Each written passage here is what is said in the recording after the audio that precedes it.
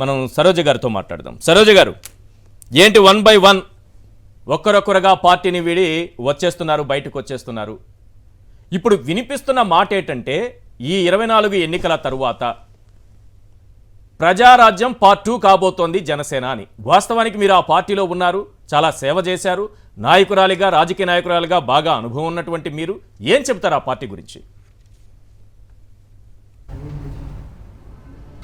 అందరికీ నమస్కారం అండి. నమస్తే. ముందుగా నేను ఇదివరకు చెప్పినట్టుగానే ఈ జనసేన పార్టీ అనేది కార్పొరేట్ ఆఫీస్ అన్నారండి. కార్పొరేట్ ఆఫీస్ అని ఎందుకు అన్నాను అంటే ఇక్కడ అటెండెన్స్లు తీసుకోవడము, తర్వాత పర్మిషన్లు లేకపోవడము, గేట్లు పట్టుకుని వేలాడడము, ఒక సినిమా హీరోని చూడడానికి వచ్చినట్టుగా మమ్మల్ని అందరినీ ట్రీట్ చేయడము, ఇలాంటివన్నీ జరుగుతూ ఉండేవి. ఈ పార్టీని పవన్ కళ్యాణ్ గారు రథసారథిగా నాదెండ్ల మనోహర్ చేతిలో పెట్టారు. అతను PAC committee chairman. PAC committee చైర్మన్గా అతని చేతిలో పెట్టి ఇష్టం వచ్చినట్లు దాన్ని డ్రైవ్ చేయడం జరిగింది. దీనిలోని కనీసం ఒక క్రమశిక్షణ కమిటీ లేదు, ఒక కోర్ కమిటీ లేదు, పబ్లిక్ అకౌంట్ కమిటీ లేదు, ఎటువంటి కమిటీస్ కూడా లేకుండా ఒక నియంతలాగా ఇతను ఒక పాలన చేయడం జరిగింది. అంటే పవన్ కళ్యాణ్ గారికి ఇందులో ఎంతవరకు తెలుసో తెలీదో నాకు తెలియదు, కానీ ఏ సమస్య వచ్చినా కూడా ఇది నాదెండ్ల మనోహర్ గారి దృష్టికి మాత్రమే తీసుకెళ్లాల్సిన అవసరం వచ్చి ఉండేది. నన్ను స్వయంగా జాయిన్ చేసింది నాదెండ్ల మనోహర్ గారే. నాకు సమస్య వచ్చింది అని ఆయన దగ్గర చెప్పుకుంటే నాకు తీర్చేవాళ్ళు ఎవరున్నారు అక్కడ? ఒక పవర్ అనేది డీసెంట్రలైజ్ చేయాలి. ఏ పార్టీలో అయినా సరే ఒక డీసెంట్రలైజ్ చేసే పవర్ ఉంటుంది. ఈ విభాగాన్ని మీరు నాదెండ్ల మనోహర్ చెప్పుకున్నారా లేకపోతే పవన్ కళ్యాణ్ చెప్పుకున్నారా? పవన్ కళ్యాణ్ గారికి నేను స్టార్టింగ్లో వెళ్ళి జాయినింగ్ టైంలోనే నాకు మొత్తం అన్ని వివరించి ఇలా నా రాజకీయ పరిస్థితి ఇది, నా రాజకీయ పాస్ట్ ఇది అని చెప్పి నేను మొత్తం చెప్పుకున్నప్పుడు ఏం చెప్పారంటే, నేను మీకు ఏం సమస్య వచ్చినా కూడా నేను తర్వాత నాదెండ్ల మనోహర్ గారు, మీరు ఇంకెవరిని రీచ్ అవ్వాల్సిన పని లేదు అని చెప్పడం జరిగిందండి. పవన్ కళ్యాణ్ గారు ఏ రోజు దొరకరు, ఆయనతో మాట్లాడే అవకాశం ఉండదు. కనీసం ఏదైనా ఏ ఆగస్ట్ 15థ్కో లేకపోతే గణతంత్ర దినోత్సవంకో వెళ్ళే కార్యక్రమాలు ఉన్నా ఇలా విష్ చేసి వెళ్ళిపోతారే కానీ మా మొహం చూసి ఈ రూట్ లెవెల్లో ఉన్న సమస్యలు ఏదైనా చెప్పుకుందామని వెళ్ళినా కూడా నాకు చెప్పుకునే అవకాశం రాదు.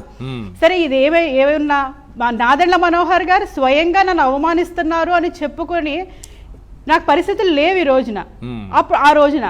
అప్పుడు నాకు ఈ సమస్య ఉంది, కాకినాడలో నాకు ఈ అవమానం జరిగింది అని చెప్పి నేను స్వయంగా నాదెండ్ల మనోహర్కే పెద్ద మెసేజ్ పెట్టాను. నన్ను ఎందుకు అవమానిస్తున్నారు? నేను ఒక బీసీ జాతికి, ఒక సెట్టిబల్జ కమ్యూనిటీకి చెందినటువంటి వ్యక్తిని నేను ఒక మేయర్గా చేశాను, కాకినాడ మేయర్గా. మీరు చూసుకుంటే జనసేన పార్టీలో గట్టిగా పదవులు చేసిన వాళ్ళు ఎంతమంది ఉన్నారో వేళ్ల మీద లెక్క పెట్టుకోవచ్చు. అందులో మహిళల్లో నేను ఒక్కదాన్నే ఉన్నాను. అటువంటి నాకు ఎలాంటి ప్రిఫరెన్స్ ఇస్తున్నారు, ఎలాంటి అవమానాలు జరుపుతున్నారో ఒకసారి చెక్ చేసుకోండి అని చెప్పి నేను పెద్ద మెసేజ్ పెట్టడం జరిగిందండి. ఆయన వెంటనే పొద్దున్నే రియాక్ట్ అయ్యి ఫోన్ చేసి, ఏమా నీకు నేను ఈ అవమానాలే గుర్తొస్తాయి కానీ కూర్చోబెట్టిన సందర్భాలు నీకు గుర్తురావా అని అడిగారండి. అప్పుడు నేను ఒకటే అడిగానండి, అంటే నేను కనిపించినప్పుడు ఇలా వినయంగా వంగి ఇలా దండం పెడితే నాకు గౌరవం ఇచ్చేసినట్టేనా?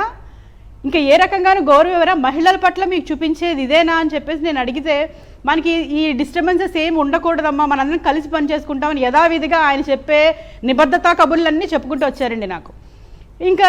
నాకు ఇంకెవరికి చెప్పుకునే అవకాశాలు లేవు. బొలిశెట్టి సత్యనారాయణ గారని వైజాగ్లోని ప్రధాన కార్యదర్శి గారు ఏదైనా ఉంటే నేను ఆయనతో ఇన్ఫర్మేషన్ ఇలా ఉందండి పరిస్తే పాప ఆయన చాలా సఫర్ అవుతూ ఉండేవారేమో నాకు తెలియదు కానండి, నాతో కూడా అలాగే కొంచెం వెయిట్ చేయమ్మా, పరిస్థితులన్నీ సర్దుకుంటాయి, పవన్ కళ్యాణ్ గారు మనతో కలుస్తారు, మనతో మాట్లాడతారు అని చెప్పి నన్ను ఆయన చెప్పడం జరుగుతుంది అనమాట అండి. ఎవరికి వెళ్ళి చెప్పుకోవాలి? పవన్ కళ్యాణ్ ఎన్నిసార్లు కలిశారు?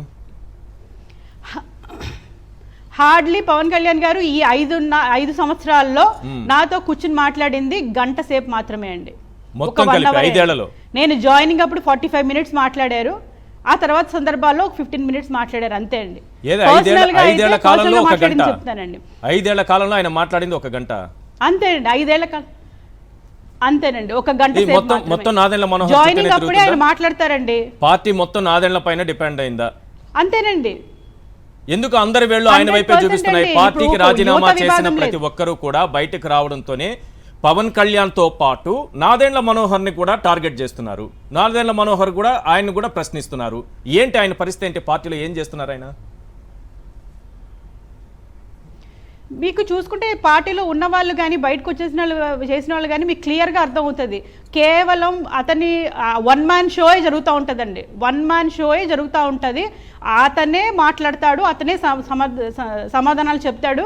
పవన్ కళ్యాణ్ గారు కాకినాడ వచ్చినప్పుడు, గత డిసెంబర్లో కాకినాడ వచ్చినప్పుడు మీటింగ్లో అమ్మ సరోజ్ గారు మీరు ఉండండి మీతో మాట్లాడతాను అని చెప్పిన వ్యక్తి నన్ను 2 రోజులైనా కలవకపోతే నాదెండ్ల మనోహర్ గారి దగ్గరికి వెళ్ళి అడిగానండి నేను, ఏంటండి నన్ను ఉండమన్నారు, నన్ను రమ్మన్నారు, 2 days నుంచి వెయిట్ చేస్తున్నాను, నాకు అపాయింట్మెంట్ ఇవ్వలేదని అడిగితే నాదెండ్ల మనోహర్ గారు నా వంకలు చూసి ఏదో కమిటీలో వేస్తారట అంతే, అంతకనే ఏం లేదు వెళ్ళండి అన్నారండి. అంటే నేను మాట్లాడే పద్ధతి ఇప్పుడు మీకు అర్థమై ఉంటుంది. ఒక మేయర్గా నాకు ఇచ్చిన వాల్యూ, ఒక మహిళగా నాకు ఇచ్చిన వాల్యూ ఏముందో ఒకసారి మీరు ఆలోచించుకోవచ్చు. ఇవన్నిటికీ నేను మనస్తాపం చెందిన తర్వాతే నేను చాలా బాధపడి డెసిషన్ తీసుకోవడం జరిగిందండి. ఈరోజు చాలా మంది మాట్లాడుతున్నారు టికెట్ కోసం వచ్చారు, టికెట్ లేదు కాబట్టి వెళ్ళిపోయారని చాలా మంది మాట్లాడుతున్నారు. వాళ్ళు కూడా ఒకసారి వాళ్ళ మనస్సాక్షి, అంటే పార్టీలో ఉన్నంత కాలం మేము చాలా మంచోళ్ళం, పవన్ కళ్యాణ్ గారంట వీళ్ళన్నిటికి ముందే గుర్తించి వీళ్ళకి టికెట్ ఇవ్వడం మానేశారట. వీళ్ళు ఇలాంటి చేస్తుంటే వాళ్ళ చేతకాంతనానికి వాళ్ళు వెన్ను వాళ్ళు చూసుకోలేని పరిస్థితులు ఈ రోజు ఉందని చెప్పి నాకు అర్థమవుతుంది. ఇప్పుడు పోతిన మహేష్ గారు లేటెస్ట్ రాజీనామా చేశారు కదా, టికెట్ కోసం వచ్చారు. రైట్.